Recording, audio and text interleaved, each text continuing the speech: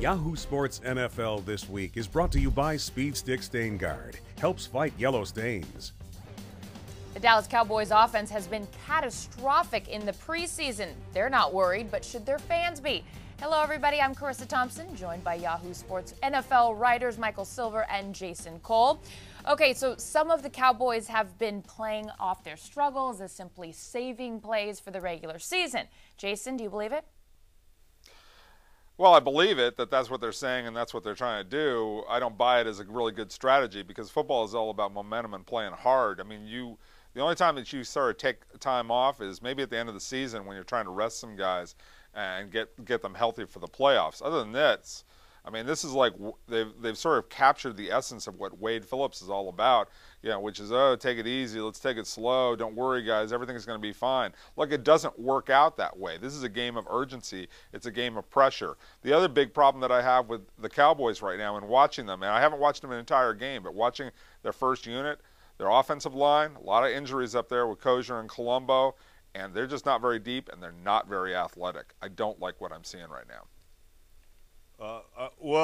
Sorry, I was asleep. We're actually doing a segment on how a team looks in the preseason, especially a team like the Cowboys that we know can turn it on, basically return intact from last year when they were pretty good and added Dez Bryant, possibly the most explosive offensive player in the draft. I'm sure they'd like to be better at this point, but I'm not buying the whole sky is falling thing based on preseason games. The Lions from a few years ago, they were great in the preseason. We all know how that season turned out. Okay, rookie wideout Dez Bryant sprained his ankle on July 30th. He hasn't practiced since and reportedly won't see any preseason action. How much will that hurt Dallas? Mr. Silver, I ask you.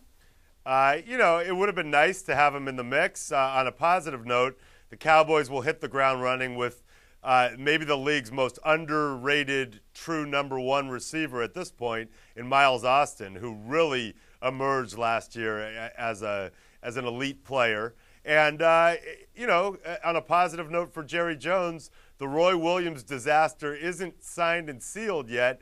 Gives Roy Williams just a few more weeks to try to convince Jerry and the rest of us that he's worth what they gave up for him or anywhere close. And I think once you add Dez Bryant back into that mix for the regular season, it'll look a lot better. We will find out because it starts September 12th against the Redskins. So do they figure it out by then, Jason?